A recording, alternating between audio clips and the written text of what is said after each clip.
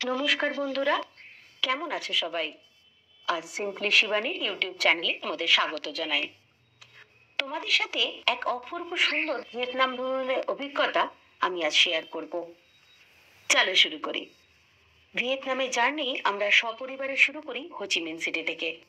ওখানে দেখলাম opera house, Saigon post office, আর সব থেকে এক্সাইটিং ওয়াকিং স্ট্রিট। যে ওয়াকিং স্ট্রিটটা খুবই লাইভলি ছিল, প্রত্যেকে গেলে মন ভরে যাবে। তারপরের দিন ব্রেকফাস্ট করে আমরা পৌঁছে যাই মেকং ডেল্টার উদ্দেশ্যে। ছোট্ট ছোট্ট হ্যান্ড রোড স্যাম্পানে উঠে আমরা ঘুরে বেড়াই চারদিকে।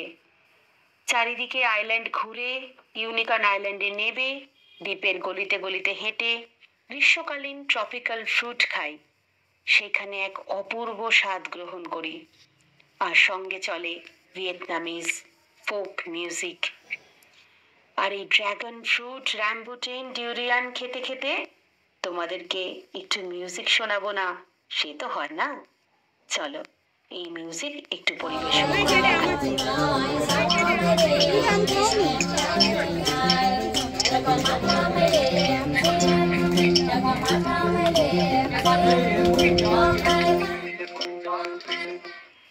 তারপর আমরা চলে যাই কোচি টানেলের উদ্দেশ্যে।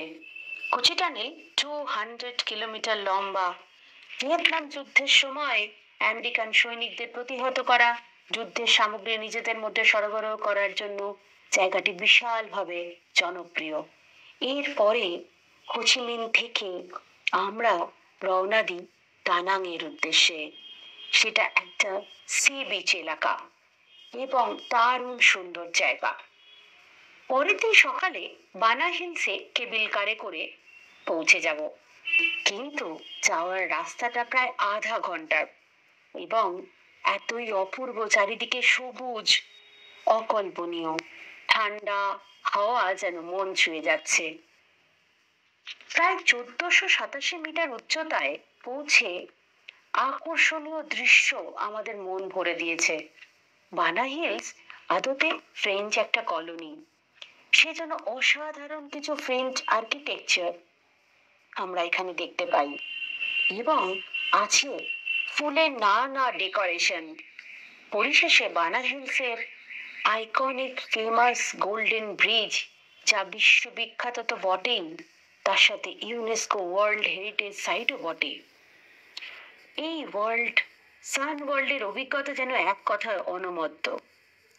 সান ওয়ার্ল্ডের ফ্যান্টাসি পার্ক খুবই মজাদার, বাচ্চাদের জন্য তো অবশ্যই। সবাই যাবে কিন্তু। বিভিন্ন ধরনের রাইডের মধ্যে উল্লেখযোগ্য হলো অ্যালপাইন রোলার কোস্টার।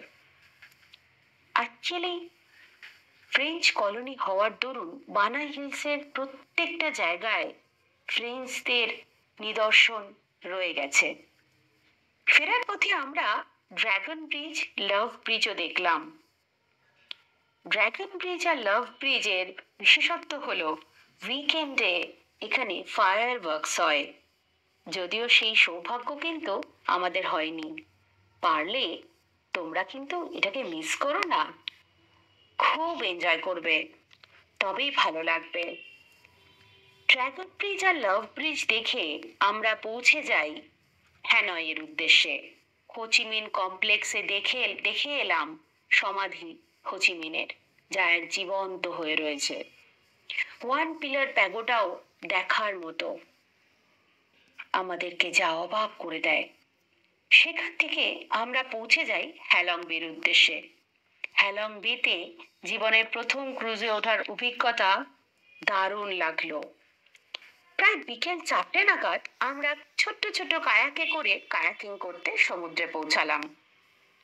সেখানে ছোট ছোট গুহার ভেতর দিয়ে যাওয়ার এক্সপিরিয়েন্স যেন সে এক টান টান উত্তেজনা।